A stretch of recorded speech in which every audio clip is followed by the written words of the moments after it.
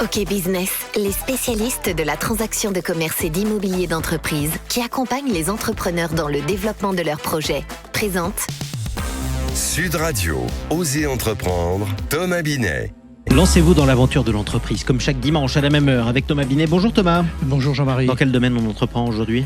D'abord, je vais vous raconter l'histoire d'Erta. Vous savez, les saucisses, la charcuterie bien connue des Français. Et puis, on va se poser une question. Comment on peut encore fabriquer nos vêtements en France ? Et pour y répondre, ça sera notre grand témoin qui va s'y exercer. C'est Thomas Uriez, président de 1083. Vous savez, cette marque de jeans qui sont entièrement fabriqués en France. Et on terminera en se posant une question également, c'est comment le financement participatif peut-il être une solution pour un financement efficace des entreprises ? Est-ce que ça marche justement ? C'est une question que vous nous posez beaucoup sur le répondeur de Sud Radio.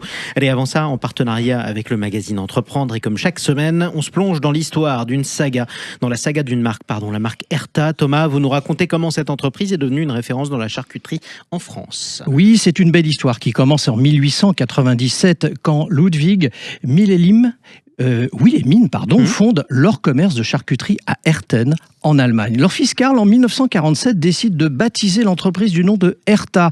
Mais c'est véritablement à partir des années 60 que l'aventure va prendre son envol lorsque Erta entre sur le marché français. Exactement, c'est là qu'elle se fait connaître par son innovation. Comment ça se passe ? En 1963, Jean-Marie, Erta s'implante en France et ouvre 5 usines avec déjà un grand nombre d'employés. La véritable innovation réside dans ces charcuteries coupées et préemballées, un concept nouveau pour l'époque. Cela répondait aux attentes des consommateurs qui découvraient le libre-service dans les supermarchés. Puis en 1975, Erta lance la célèbre Knacky originale qui devient un véritable classique des cuisines françaises. Et la marque s'arrête pas là d'ailleurs ? Non, pas du tout. Au fil des années, Erta a su se diversifier. En 1984, elle se lance dans les croque-monsieur en rachetant Supraliment. Puis en 86, elle est rachetée par le groupe Nestlé et élargit sa gamme en lançant les premières pâtes à tarte à dérouler. En 1994, Erta innove encore en proposant la première pâte à pizza prête à l'emploi. Et ce n'est pas tout. En 2001, elle signe une charte de qualité puis s'engage dans la santé avec des produits moins gras et moins salés. Oui, c'était dans l'air du temps, c'était même précurseur. Au fil du temps, Erta du coup va garder une longueur d'avance ? Oui, parce qu'en 2017, elle révolutionne encore le marché avec une gamme de jambon sans nitrite. En 2018, c'est au tour de Knacky Végétal, un produit inédit à base de blé et de pois.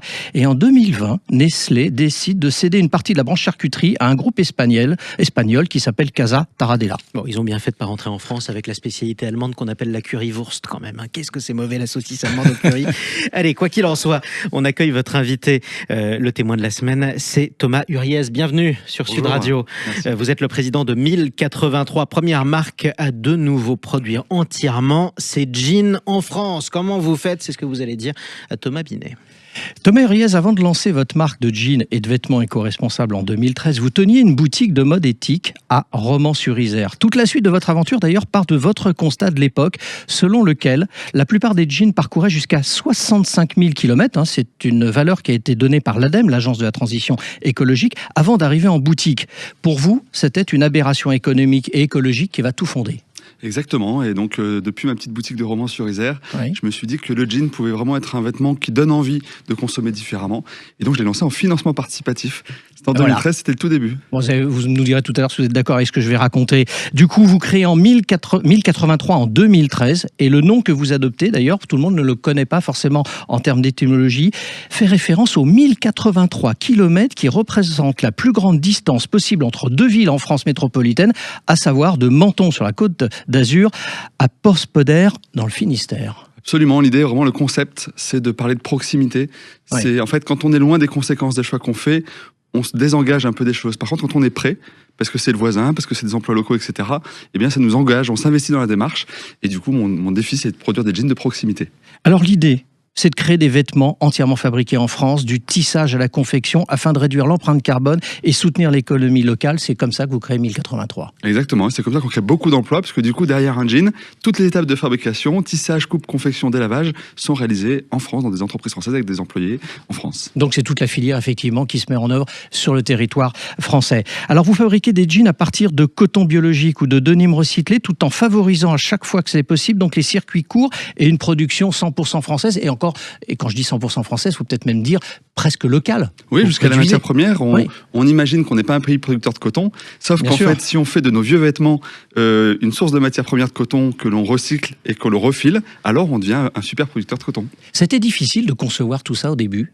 Ah oui, et puis ça l'est toujours. Ouais. C'est vraiment une aventure qui est très longue, qui est au long cours à reconstruire, mais c'est passionnant, c'est plein de gens, plein de rencontres, donc même si c'est difficile, finalement on s'en rend pas compte. Alors beaucoup de Français vous connaissent pour les jeans, mais en fait ça s'arrête pas à ça, 1083. Vous avez toute une gamme de produits. Oui, on fait des t-shirts et on fait évidemment des chaussures. On est basé à Romans-sur-Isère, capitale de la chaussure, donc nos chaussures à nous, ce sont des baskets. Alors, il y a quand même une idée qui traîne toujours dans le collectif, c'est qu'acheter français, made in France, ça coûte cher. Est-ce que c'est vrai ou c'est pas vrai ? Non, c'est faux en fait. Quand vous allez dans un supermarché, qui est quand même pas le temple de la vie chère, vous avez plein de produits qui sont très abordables et qui sont made in France. Vous avez au rayon fromage râpé, du fromage râpé d'entrée de gamme, moyenne gamme et haut de gamme, qui sont tous made in France. Et si vous allez au rayon téléphone, ils sont tous made in China et il y en a des très chers. Donc en fait, le pays ne fait pas le niveau de gamme d'un produit. Par contre, en France, on a perdu la volonté, l'ambition de refaire une industrie textile très productive. Et c'est cette ambition de productivité qui va nous faire retrouver des prix de revient très accessibles. Nous, on est aujourd'hui compétitifs, on est au même prix que les jeans de marque, donc entre 100 et 130 euros. Et quand on voit le nombre de jeans de marque dans la rue, on se dit que si déjà ces gens-là privilégient une marque locale, eh bien ce sont des centaines, des milliers d'emplois qu'on va créer en France. Alors comment vous expliquez que les Français pensent que c'est cher ? Est-ce qu'il n'y a pas un déficit de communication de la profession du Made in France pour promouvoir justement la qualité, les circuits courts et aussi le prix du coup ? Oui, c'est qu'en fait, on fait pas le parallèle entre l'argent qu'on investit dans un produit et ce qu'on a en retour. En Allemagne, on valorise la Deutsche Qualität. En Suisse, on a le Swiss Made dont on est fier. Oui. Et en France, eh ben en fait, qu'est-ce qu'on se dit sur le Made in France ? Que c'est cher. Alors qu'on pourrait parler des emplois qu'on crée, de la qualité qu'on propose, de la créativité qu'on offre. Et donc, quand on considère tout ça, on en a vraiment pour son argent.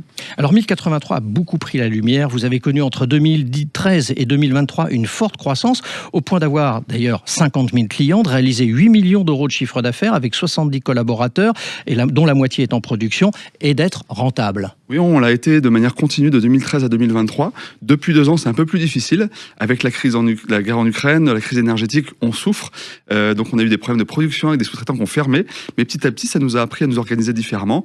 Et on a eu la chance d'avoir toujours une grosse traction, une grande demande commerciale. Donc ça nous protège.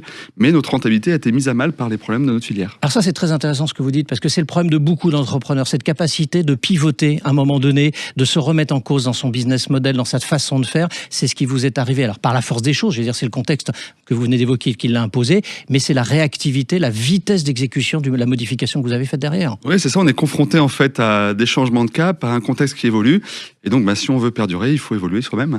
Alors vous avez aussi pris une décision originale, quand même, au démarrage de votre entreprise, il faut le dire. Vous avez refusé de faire des soldes sur vos produits, car cela a un coût environnemental fort et pousse à la surconsommation. Donc vous voulez éduquer aussi, quelque part. Oui, puis c'est un coût économique, c'est-à-dire que pour baisser les prix, 1 mois sur 6 dans une saison commerciale, eh ben, il faut les augmenter le reste du temps. Oui, bien et donc sûr. en fait, si faire les soldes augmente les tarifs de nos jeans 5 mois sur 6, ça n'a pas de sens de faire les soldes. Donc nous, on préfère avoir le même prix juste toute l'année. On n'est pas sur un produit saisonnier qu'on consomme plus à telle ou telle période. On consomme de la même manière. Donc en fait, on n'a jamais de surstock. Donc si on n'a pas de surstock et si on n'a pas l'intérêt d'augmenter les prix, alors pour être compétitif, il faut ne pas faire les soldes. Et votre clientèle le comprend ? Absolument, parce qu'en fait, les gens comprennent bien que pour faire moins de 30%, à un moment donné, il faut la marge pour le faire. Bien sûr. Et donc, si on se met pas cet objectif de faire du moins 30%, eh ben, on a un prix intermédiaire entre le prix haut et le plus bas. Et du coup, 12 mois sur 12, on est moins cher. Juste pour terminer notre échange de ce dimanche matin, Thomas Hériez, on peut trouver vos produits à quel endroit si on veut acheter Made in France, justement ? Sur notre site internet, 1083.fr, dans nos boutiques à Lyon, Nantes, Grenoble, Paris et Romans-sur-Isère. Et on a 130 commerçants qui nous distribuent partout en France. Merci à vous. Merci à vous. Et puis, puisque vous êtes romanais, d'ailleurs, je le rappelle, Romans-sur-Isère, belle ville de rugby sur Sud Radio. Prochain match pour Valence-Romans, c'est dans 2 semaines. Il y a une trêve en ce moment. Ce sera contre Provence Rugby. Ce sera pas facile d'ailleurs. Ce sera à vivre sur Sud Radio, la radio du rugby. Bruno, le spécialiste des fournitures et de l'équipement pour les professionnels, présente. Sud Radio, Osez entreprendre, les essentiels de l'entrepreneuriat. Justement, Thomas, vous nous parlez de quelque chose par quoi est passé notre invité Thomas Hériez. On parle du financement participatif pour les entrepreneurs. Alors Thomas, quand on entreprend, qu'on cherche des fonds, le financement participatif, ça peut être une solution, mais est-ce que c'est vraiment efficace ? Tout dépend du projet, Jean-Marie. Imaginez, vous avez une idée géniale, un produit innovant, forcément, mais pas les moyens de le financer. Alors, plutôt que de convaincre une banque ou des investisseurs, vous allez directement voir le public sur une plateforme de financement participatif. Exactement. Alors, on s'adresse directement aux consommateurs ? Exactement. Exactement. Allez, je vais vous prendre un exemple. On va prendre l'exemple de Sophie, une passionnée de pâtisserie qui veut lancer une gamme de moules en silicone ultra résistant conçue pour un démoulage parfait. Alors, plutôt que d'emprunter, elle décide de présenter son projet sur une plateforme de financement participatif.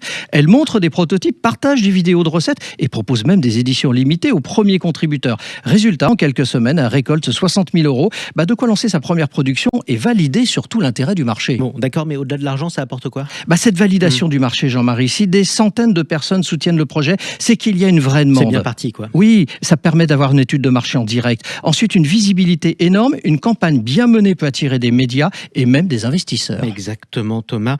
Donc, c'est pas juste un financement. Non, c'est pas juste un financement. Ça permet de prévoir les choses. Il faut, en revanche, penser qu'il doit y avoir une campagne bien ficelée, une bonne communication et un réseau prêt à relayer l'information. Ouais, ça paraît logique. C'est comme ça que ça a marché pour vous, Thomas Uriès, pour 1083 ? Absolument, c'est plus riche que l'argent, le financement participatif. Formidable, voilà pour le conseil. Merci beaucoup.